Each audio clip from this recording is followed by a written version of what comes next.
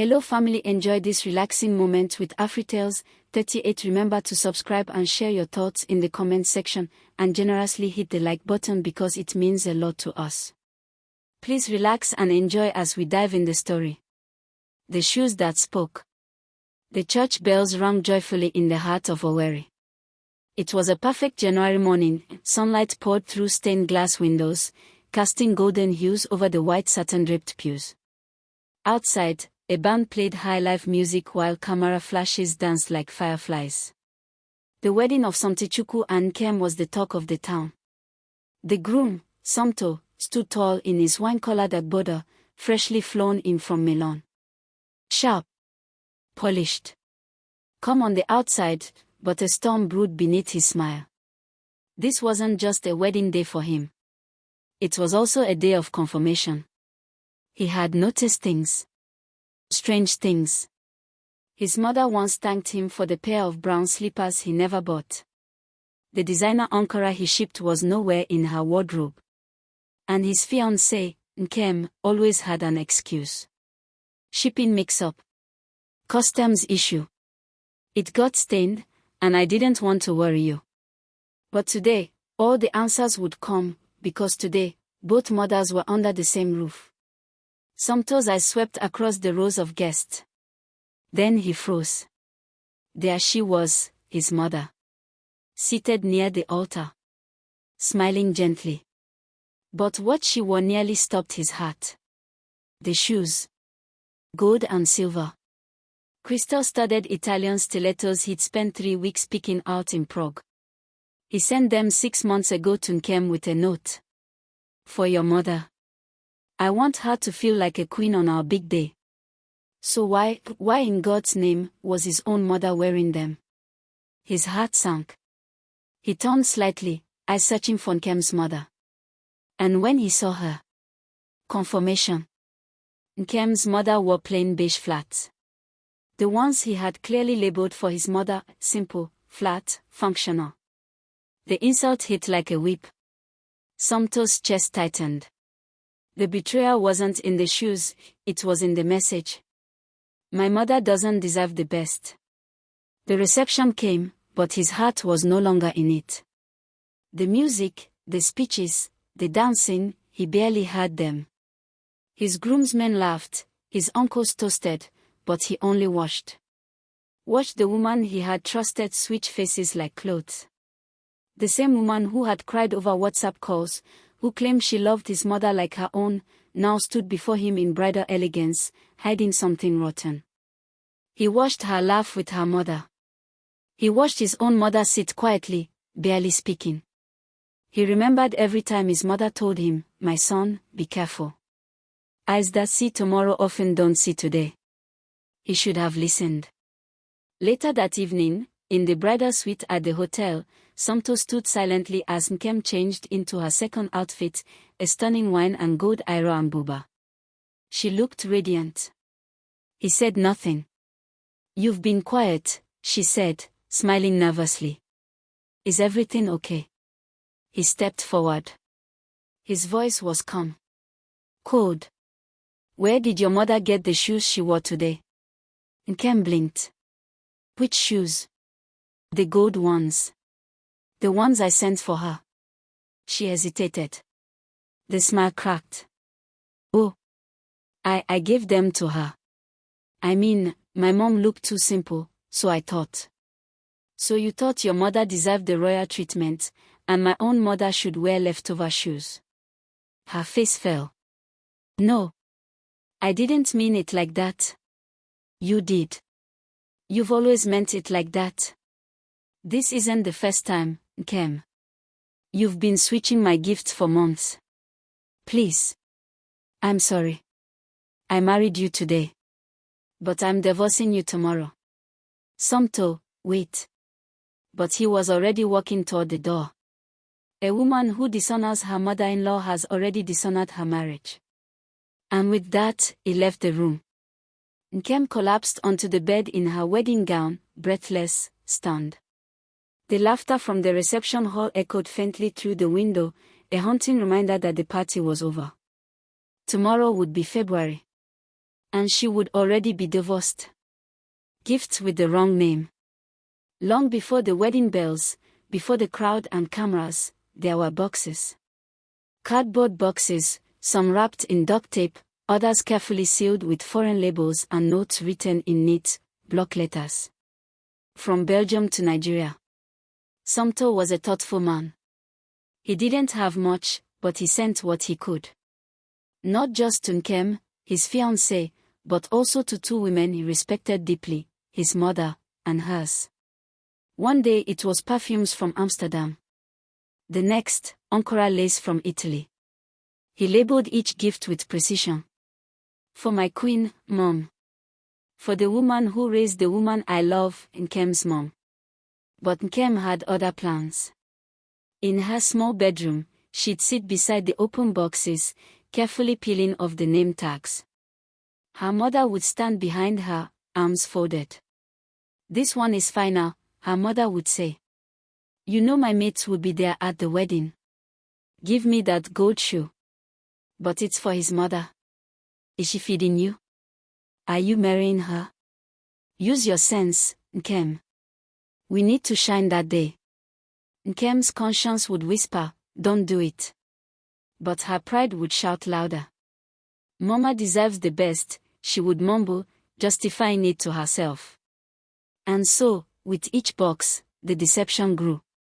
She swapped perfumes. Switched headscarves. Gave her mother the luxury, and left Somto's mother with the bargain. When Somto's mother called to thank him, her voice always sounded hesitant. "My son, thank you for the wrapper. It's beautiful." But Somto knew the material he sent. He had felt it in the store with his own hands. He knew the difference between silk and synthetic. "Mama, are you sure it's the one I sent?" "And, yes, maybe it got mixed." That phrase, "maybe it got mixed," became a chorus. He didn't want to doubt Nkem. She was sweet over the phone. Called him my king. Sent him selfies in his t-shirts. Prayed with him over video calls. But doubt is like a seed, it grows in silence.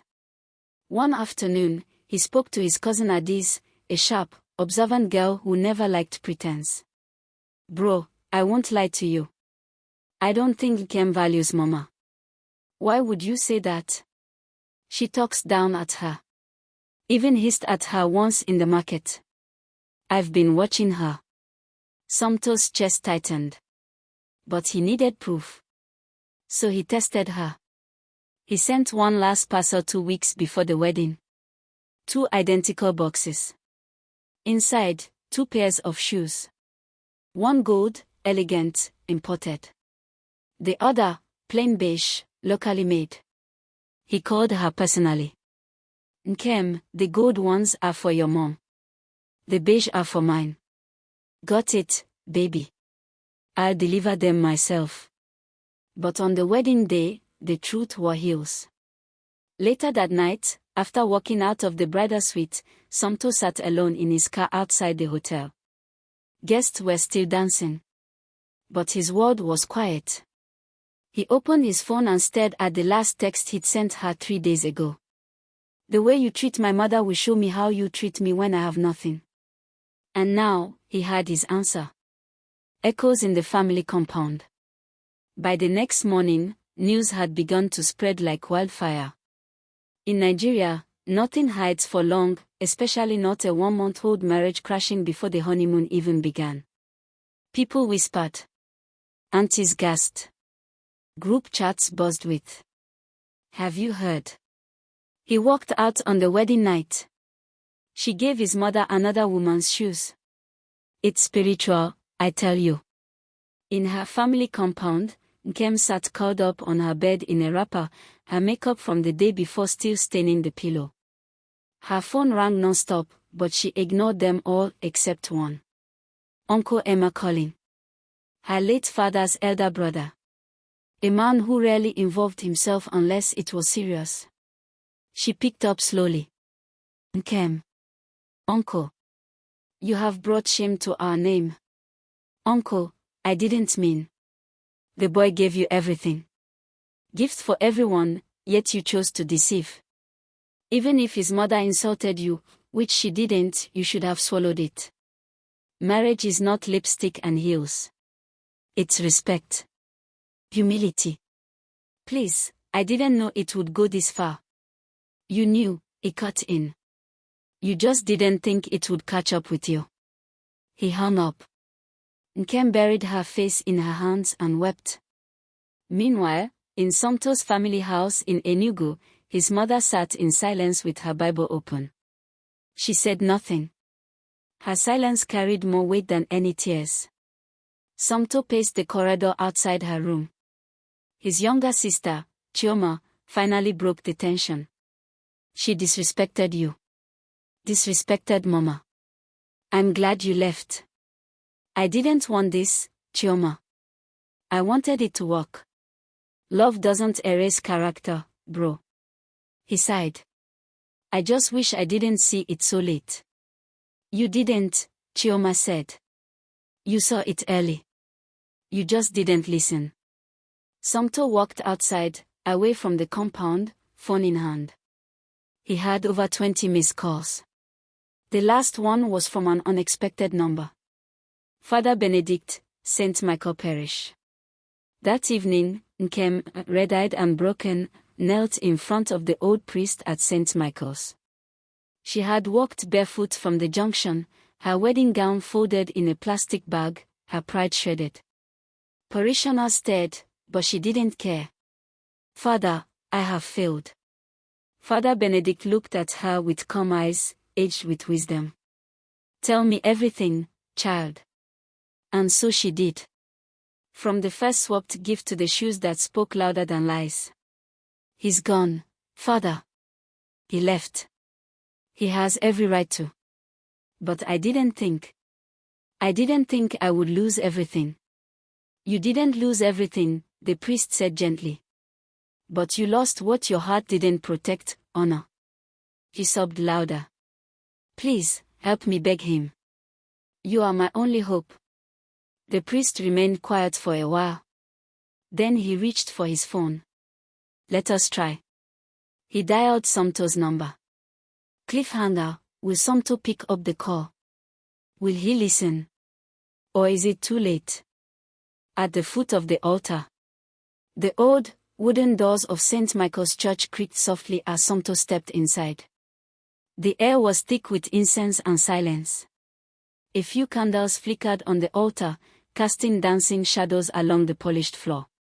Father Benedict stood waiting near the pews. He didn't smile. He simply nodded and gestured toward the front. Nkem sat there, knees on the cold marble floor, hands clasped together like a child begging for mercy. Her eyes were swollen from hours of weeping. She turned when she heard footsteps. Somto, she whispered. He stopped, keeping distance. Why am I here, Father? Because pain deserves clarity, the priest said softly. And marriage deserves truth.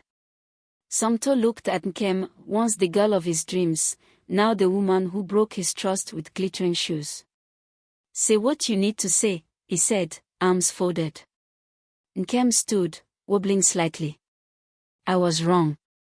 I thought I could fix it after the wedding. I thought the little switches didn't matter. I thought you wouldn't find out. I didn't know you were paying attention. That's the problem, he replied sharply. You thought I wasn't watching. But you didn't realize God was. She burst into fresh tears. I disrespected your mother, I know. But it wasn't hatred. It was pride. My own mother kept pushing me. I didn't want to disappoint her either. I got caught in the middle. No, Somto interrupted, voice rising. You were never in the middle. You chose. Repeatedly. You knew those gifts were for my mother. But you kept switching them. And for what? So your mother could look like a queen while mine looked like a servant at her own son's wedding. The church went silent. Even the candles seemed to flicker with tension. Father Benedict raised a hand gently. Somto, Forgiveness is not the same as foolishness. But consider this moment. The truth is on the table now. Somto turned to the priest. Father, I am a man who honors the woman that gave me life. I crossed oceans and sent love home. What did I get back? Lies. If my wife cannot respect my mother, she cannot live in my house. He turned to Nkem. I forgive you. But I cannot stay married to you. You have good in you, but you need to grow. And I cannot be your lesson. Nkem fell to her knees again. Please, please don't leave me. I'll do better. I swear it on this altar. You've already broken your vow, he said, stepping back. Father Benedict sighed and walked slowly toward the altar. Let us pray, he said. They all bowed their heads. But only Somto stood back up with peace in his eyes. I came with a broken heart, he whispered to the priest after. But I'm leaving with a clear one. He walked out of the church. Nkem remained behind, praying that the ground would swallow her. The shame that followed. By the first week of February, the story had evolved beyond whispers, it was now a wildfire. In salons, markets, WhatsApp groups, and even Sunday sermons, people spoke of the woman who lost her marriage over shoes. Nkem's name became a proverb. Don't be like Nkem, don't wear pride louder than respect. Her compound in Owerri felt smaller than ever. Aunties refused to greet her. Her phone buzzed not with love, but judgment. One woman on her street called her Onika Ego, a woman who chases material things and loses everything. Even her own friends began to pull away, as if her shame was contagious. Meanwhile, back in Enugu, Somto's family was trying to move on, though the wound was fresh. His mother barely spoke of the incident, but she had started attending evening mass again, wearing her old, worn slippers. When asked why she wouldn't wear the golden shoes, she simply said, "They carry weight I'm not willing to walk in." Somto's father, who had remained quiet during the wedding plans, now gave his son a simple nod of approval. You chose wisely. Painfully, but wisely. Somto buried himself in work and plans to return abroad. But the heartbreak lingered. Back in Nkem's home, her own mother was furious, but not at herself. Why didn't you defend me better? She snapped. You could have lied. Said it was a gift mix-up. Mama, Nkem said, voice low and tired, you told me to give you the gold shoes. You said you wanted to outshine everyone. Now I've lost my husband. So you're blaming me? No, she said, tears running down her face. I'm blaming both of us. Her mother stormed off. But the damage had already been done. That night, Nkem stared at her wedding gown, still hanging in the corner of her room like a ghost. The lace had started to yellow at the edges. She hadn't even worn it for 24 hours. She touched the sleeve softly and whispered. This wasn't supposed to be my ending. Outside, the neighbors gossiped.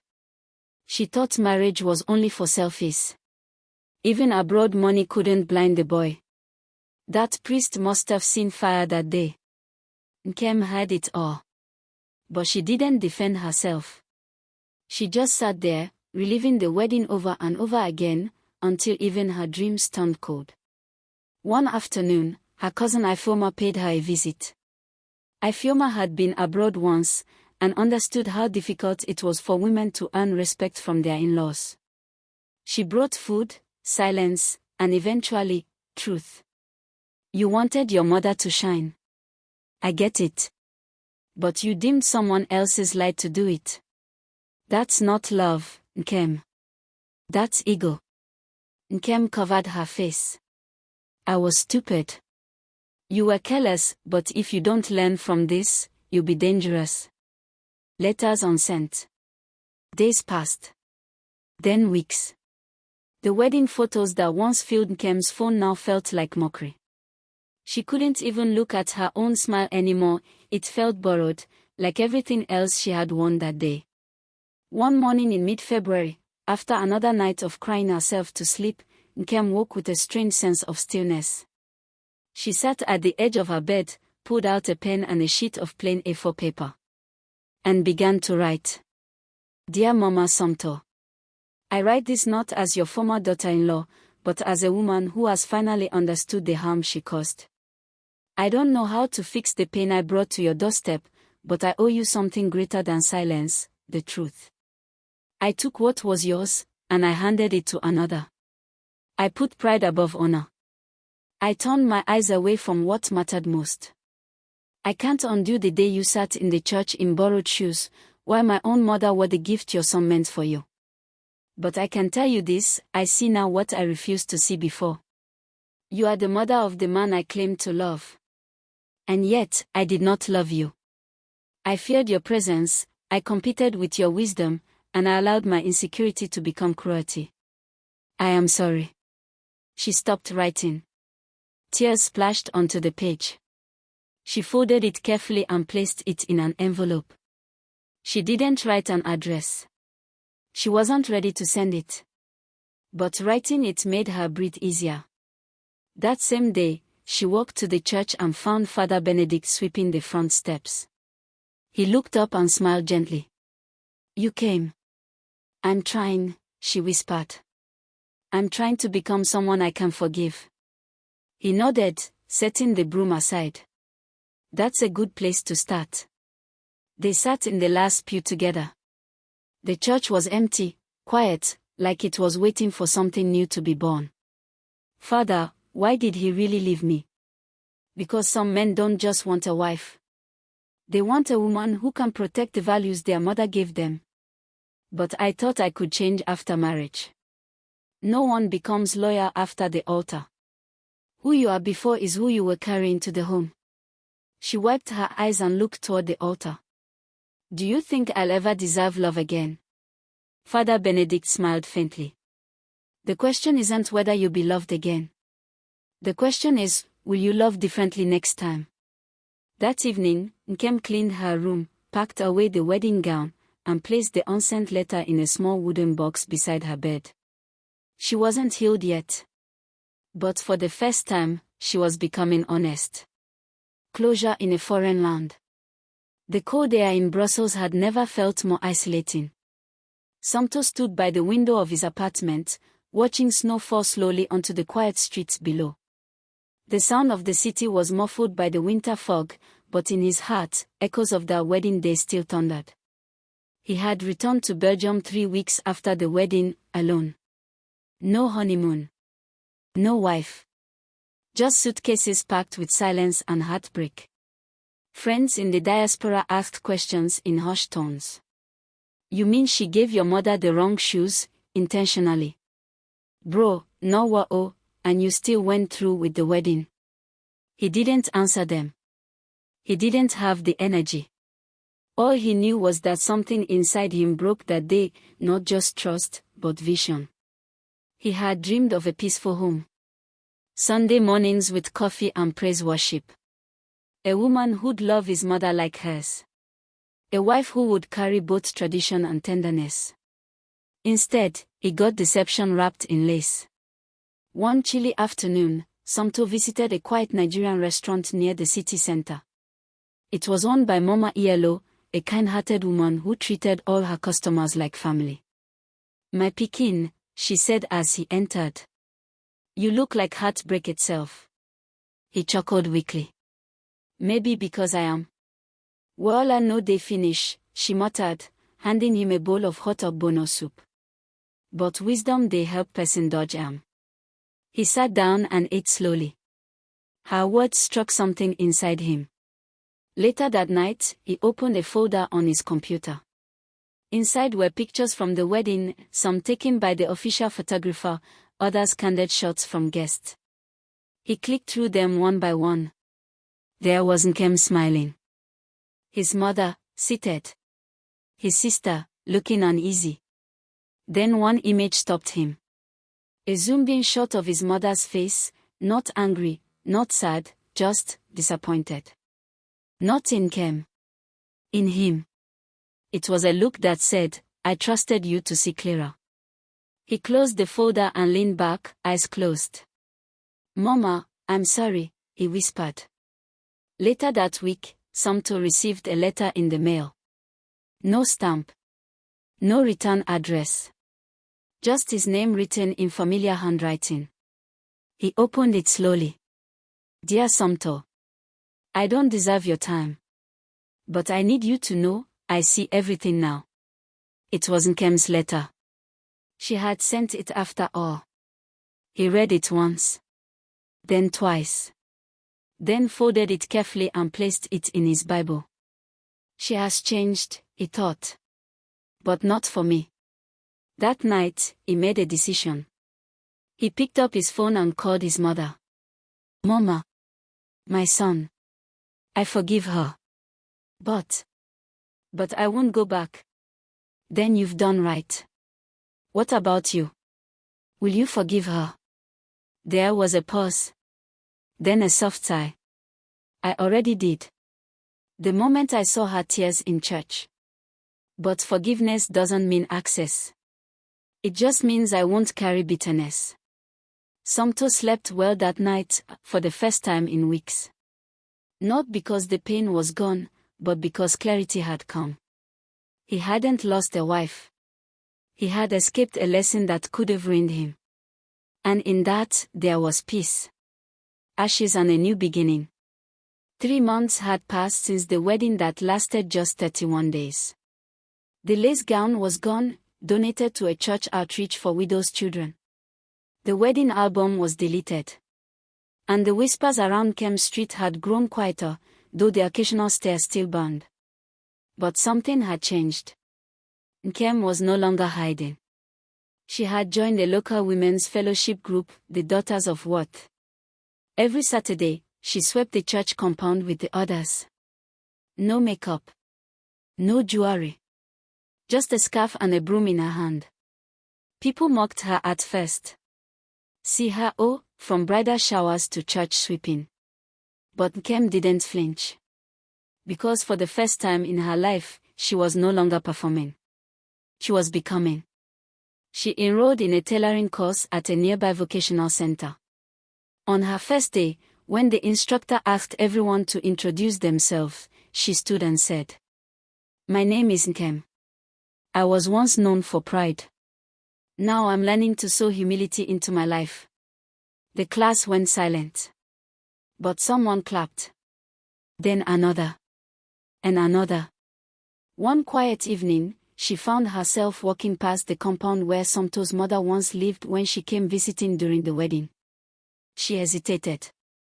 Then gently placed a small gift bag at the gate, a bottle of olive oil, a scarf she had sewn with her own hands, and a folded note. "I no longer seek your son's love. I only pray for your peace. Thank you for raising a man who saw value in women even when one failed him.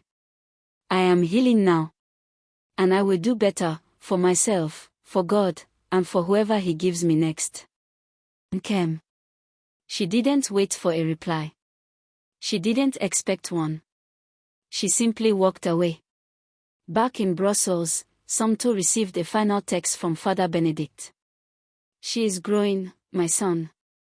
Sometimes, heartbreak is heaven's mercy in disguise." Somto smiled faintly, replying, "Amen, Father. Amen." 6 months later, Nkem completed her tailoring course. She opened a small home shop and called it Stitched in Grace. Not everyone came. Not at first. But those who did saw a woman transformed, not by a man, not by marriage, but by truth, humility, and repentance. One morning, she looked at herself in the mirror. No eyelashes. No filters. Just her. And for the first time since the day she wore those borrowed shoes and fake smiles, she whispered, "I am not what I lost. I am what I've learned."